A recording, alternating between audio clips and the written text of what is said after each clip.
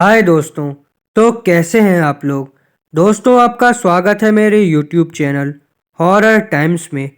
दोस्तों, आज मैं आपको कीर्ति जी की एक सच्ची डरावनी स्टोरी जो उन्हीं के साथ हुई थी, मैं आपको उन्हीं की ज़ुबानी आगे सुनाने वाला हूँ। दोस्तों, डरने के लिए तैयार हो जाएं। मेरा नाम कीर्ति है।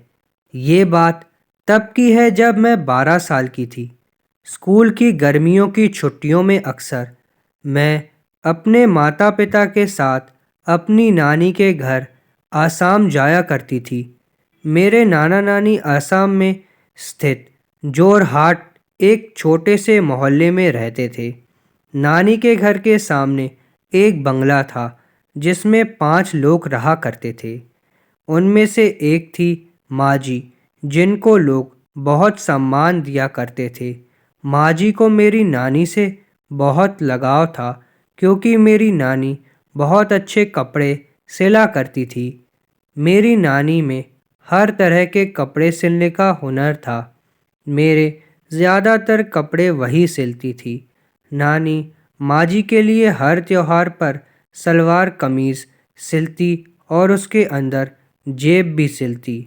पुराने लोग ज़्यादातर बैग या पर्स नहीं लेते थे। माँ जी उस जेब में हमेशा पैसे रखा करती थी। एक दिन माँ जी बहुत बीमार हो गईं। उनके घर वालों ने उनका सही इलाज भी नहीं करवाया था। मेरी नानी भी माँ जी की सेवा करती, तो उनके बेटे और बहू नानी उनको भगा देते। कुछ दिन बाद माँ जी की मृत्यु हो गई। मेरी नानी ने माँ जी के शव को उनके पसंदीदा पीले रंग का सलवार कमीज सिलकर पहनाया अंतिम संस्कार से पहले। पर नानी इस बार दुख में जेब सिलना भूल गई थी, और फिर माँ जी का अंतिम संस्कार भी हो गया।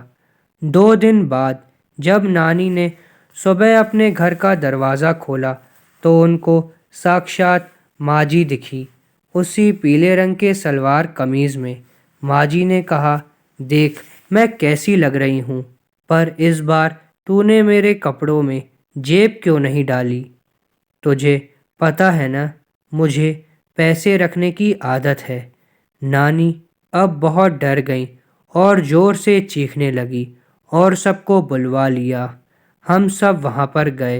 तब नानी ने बाहर इशारा करते हुए कहा, माँ जी वापस आ गई हैं, मुझे अभी दिखी हैं। हमने देखा तो वहाँ पर कोई भी नहीं था। हम सब ने नानी को भ्रम बता के माँ जी को भूल जाने को कहा। नानी ये जान गई थी कि वो माँ जी की आत्मा है, पर हमें कैसे समझाती। नानी को माँ जी की आत्मा अब हर जगह दिखने लगी थी। कभी पेड़ पर बैठी हुई, तो कभी अपने बंगले के बाहर टहलती हुई। ये सब देख नानी बहुत डर गईं। हमेशा हमें अकेले बाहर घूमने को मना करने वाली नानी नहीं जानती थी कि खुद उनके ही साथ ये भूतिया हादसा हो जाएगा। एक रात नानी की आंख रात के 3 बजे खुली। खिड़की पर कुछ आवाज़ें सुनकर नानी बहुत ज़ोरों से डर गईं।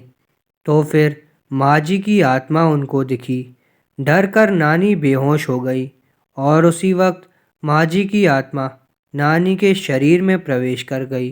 नानी अब हमारे साथ अजीब सा डरावना बर्ताव करने लगी। दिन प्रतिदिन उनकी हालत बिगड़ने लगी।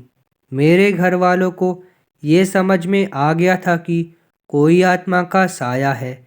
मेरे घर वालों ने एक सिद्ध पंडित को नानी के बारे में बताया। पंडित जी का कहना था कि अगर किसी की मृत्यु के बाद की विधि पूरे नियम अनुसार ना हुई हो, तो उसकी आत्मा भटकती है और अपने किसी चाहने वाले के शरीर में वास करने लगती है। आत्मा शांति हवन और पूजा फिर से करवाई जाए, वरना उस आत्मा को मोक्ष नहीं मिलेगा।